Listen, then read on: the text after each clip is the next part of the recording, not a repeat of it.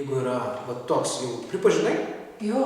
be pagalbos neapsėsi, iš principo kodavimas, nuo kodavimo stogas nušioš, nereikia lysti kodavimo, toliau reikia užduoti savo klausimą, apie ką yra tas skausmas dūšios arba kitos sunkios emocijos, kur aš iš principo jų nenoriu matyti. O kaip kabina. Taip. O kabina, nes tu laikai labai fasadą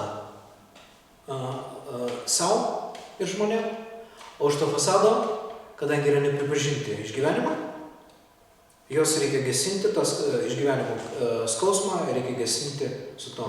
Ir tau, jeigu toks trumpas atsakymas, vienas iš žingsnių yra,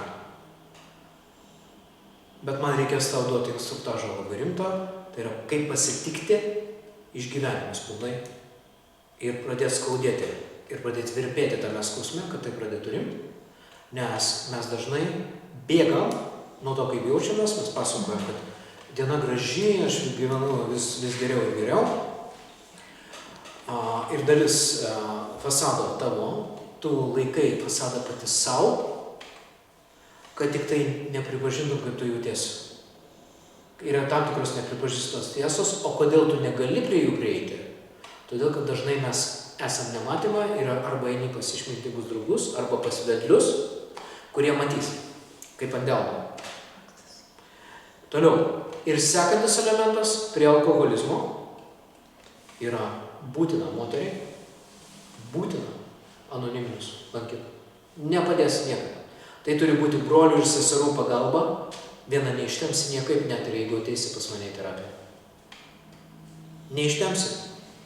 Būna terapijos padeda su tuo klausimu, bet va, tam reikia tada eiti labai giliai, kad atsidarytų dūšios visas tas šmarą, kur mes nenorim matyti, kur mes pasakojam patys savo, viskas gerai. O įėjus į šmarą, ten reikia tvarkyti ir galvą, ir išgyvenimus. Tai reiškia, reikalinga terapija išgyvenimo, reikalinga analizė, kur aš darau mąstymo klaidas, o yra dar psichoenergetinis laukas, kur tu eini pas anoniminius, kurie yra šviesoj, tai yra brolius ir seseris, ir gauni palaikymą laukais ir sąmonės lygių, nes pačios sąmonės lygio dažniausiai nebeužtenka, neįmanoma. O plus, gerai, tu esi su vaikais.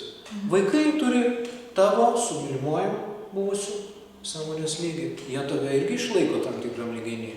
Darbas turi tam tikrą lygį sąmonės. Ir jeigu yra draugai, labai šviesų žmonės, tai yra labai faina, labai gerai būna, bet dažniausiai to nėra mūsų gyvenime. Ir tada reikia eiti į aukšto sąmoningumo organizaciją, kaip pavyzdžiui, anoniminiai, o ten nedegradų susirinkimas, ten yra žmonės kelionėje į šviesą sąmonę, į išlaisvėjimą. Ir man labai fainai dirbasi su žmonėm, kurie yra anoniminėse, nes mes labai staigiai susikalbam, plus aš jiem labai mėgstu badyti jų pačių pamokas, kurie nesimoka. Nes, taigi tu mokysi, kodėl netaikai? Pas mane labai nemažai yra anoniminių alkoholikų ir tai yra fantastiškas vedimas, nes dalis darbo yra padaryta ir todėl yra labai lengva su žmogum kalbėti ir vest, nes jisai supranta, jisai dalį dalykų jau pats eina per tai. Ir tada jam darosi vis šviesiau, lengviau.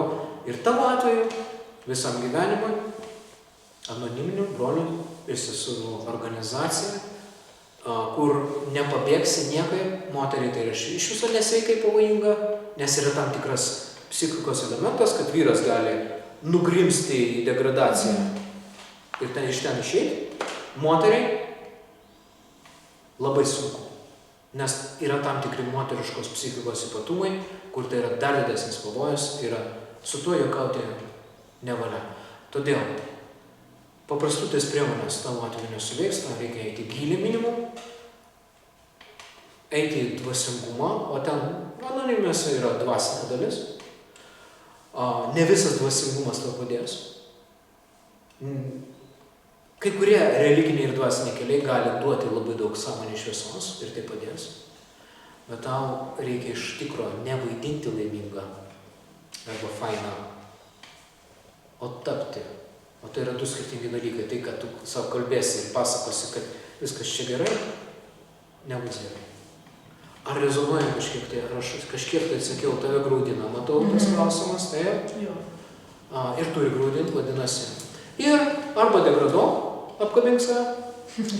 O kitas variantas yra ateinu, priimu brolių ir seserų pagalbą, pasiimu kažkokį vedlį ir aš tokiu būdu einu per į sąmonės transformaciją ir tokiu būdu aš apkabinusi save, einu per tam tikras pamokas ir man gerėja. Ir rezultatai būna neblogi to kelio. Todėl, jeigu nes, pavyzdžiui, ašaros yra dėl dviejų dalykų. Tave tai jaudina ta perspektyva, tai yra vienas dalykas, ir tu save muši už tai, kur tu patekai. Suprantate, taip? Ir ateina kaltė už tai, kad aš esu lieva, kad aš esu be 5 minučių alkoholikė. Alkoholis problema, reikia jau pasakyti, okei, alkoholikė. Ir tai reiškia, kad aš esu blogas žmogus. Aš esu niekam tikus. O tai nepadeda, nes tai tokia kalba su savim, nepaisant to, kad tai yra kartai tiesa, mes linkę nesakyti tiesą savo su atjauta, su apkabinimu, o mes linkę sakyti tiesą su kaltinimu. Ir mes užpilam viedrą rūgšties ant savęs, tokiu būdu.